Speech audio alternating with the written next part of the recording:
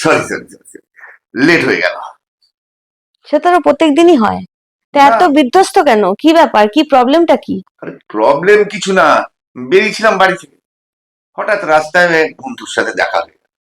এবার সে নানান কথা নিয়ে আলটিমেটলি আসলো, ছেলেকে টিউশন দিতে যায়, টিউশন থেকে নিয়ে আসে, এই মানে এই সব জিনিস নিয়ে একটুখানি কথা হচ্ছিল। তো তখন আমি বললাম যে এই টিউশনের কি দরকার আছে, আজকালকার দিনে কোথায় খেলাধুলো করবে, পড়াশুনো করবে স্কুলে, আর তারপরে আবার টিউশনের কি দরকার।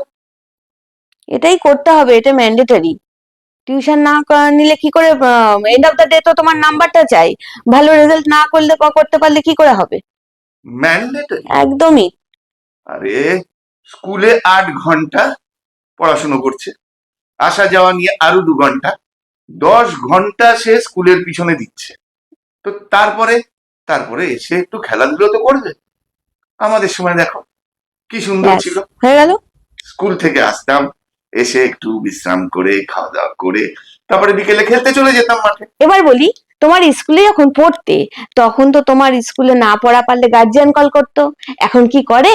তাহলে স্কুলে কি পড়ানো হয় কি না হয় সবাই জানে। তাই টিউশনটা করতেই হবে। আর এখন তো আগের মতো নেই যে একটা টিচার সব সাবজেক্ট পড়াবে, সেটাও নয়। তাহলে তোমার আবার বোর্ড আছে। বোর্ড? হ্যাঁ, হ্যাঁ, CBSE board, ICSE board, West Bengal board, এগুলো আছে। তো এতগুলো বোর্ডের কি দরকার? বোর্ডের বোর্ড অনুযায়ী আনসার করতে হবে। আরে আমাদের সময় দেখো, একটা বোর্ড ছিল ওয়েস্ট বেঙ্গল গভর্নমেন্ট, আবার আর সেই একটা বোর্ড ছিল সেন্ট্রাল গভর্নমেন্টের। তো এর মধ্যে অসুবিধা কি ছিল? এখন স্টেপিং মার্ক আছে। এখন একটা ম্যাথ করতে গেলে তার স্টেপ লাগে। সিবিএসসি একরকম স্টেপিং, ও তুমি বুঝবে না। এতে বোঝার কি আছে, আমরাও তো পড়াশুনো করেছি, এবং প্রতিবারই ফার্স্ট ডিভিশনে আসতো, নাম্বার তো কিছু কম পেতাম না। আবার সেই ফার্স্ট ডিভিশন হচ্ছে 60%। হ্যাঁ, আর এখনকার সবাই ফার্স্ট ডিভিশন পেয়ে বসে রয়েছে ঘরে। এবার তোমার পেতে হবে 90% অ্যাভাব। তাহলে তুমি একটা কোনো ভালো কলেজে অ্যাপ্লাই করতে পারো। কিন্তু তাতে যে তুমি অ্যাডমিশন পাবে, তার কোনো নিশ্চয়তা নেই, বুঝলে? কেন? তাহলে কলেজ বাড়িয়ে দেওয়া হোক, অনেকগুলো কলেজ, সবাই কেন, যে 60% পাবে সে সে ভবিষ্যতে পড়বে না? তো তারও তো ভর্তি হওয়ার অধিকার আছে। তো তুমি কি একা আন্দোলন করে পারবে ব্যাপারটা? না না না না, এটা এটা ঠিক না, টিউশন একদম বন্ধ করে দেওয়া উচিত। আন্দোলন তো আমি করব, তখন আমার সাথে সবাই আসবে। হ্যাঁ হ্যাঁ, সেদিন অনেক দেরি আছে, কাছাকাছি দেখতে পাচ্ছি না সেদিন। কিন্তু আজকালকার ছেলে মেয়েদের দেখো, না শরীর স্বাস্থ্য ভালো, না মন ভালো থাকে। আমাদের সময় আমরা এসেই যখন খেলাধুলো করতাম, নানা রকম খেলাধুলো করতাম, এমনকি গান বাজনাও করতাম। মা দিদিরা সন্ধ্যেবেলায় গান টান গাইতো, আমরাও গলা মেলাতাম। যেমন শরীর তেমন স্বাস্থ্য। তো এখন কি গান বাজনা হয় না? রিয়েলিটি শো গুলো দেখোনি? কি সুন্দর সুন্দর গান সব করছে, কি করে বাচ্চা বাচ্চা ছেলে মেয়েগুলো করছে, এটা চিন্তা করো। কিন্তু সেটা তো কিছু সংখ্যক, সবাই কি আমাদের সময় সবাই? ও, সবাই ফার্স্ট ডিভিশন যাচ্ছে, সবাই গান করছে, সবাই নাচ করছে, সবাই কখনো হয় না। এখন দেখতে হবে কার কোন দিকে ন্যাক আছে, সেই দিকে তাকে নিয়ে যেতে হবে।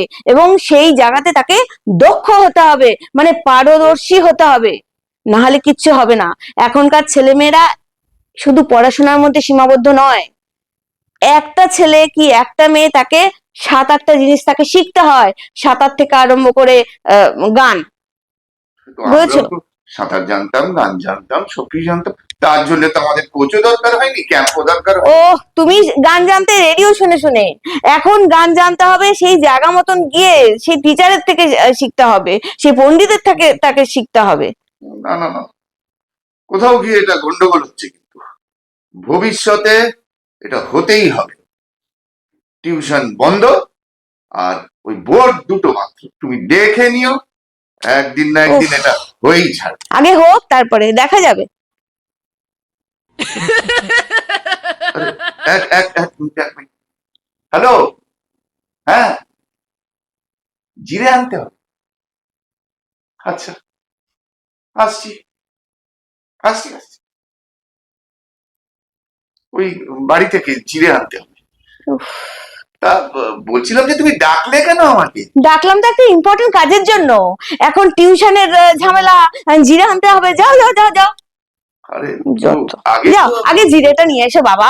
আরে যাও, আগে তো বলতে পারতে। আগে জিরেটা আনো, যাও, নালে তো যুদ্ধ আরম্ভ হয়ে যাবে। আচ্ছা একটা কাজ করো, কালকে বরং আসছি। হ্যাঁ হ্যাঁ, কালকে আবার হলুদ আনতে হবে।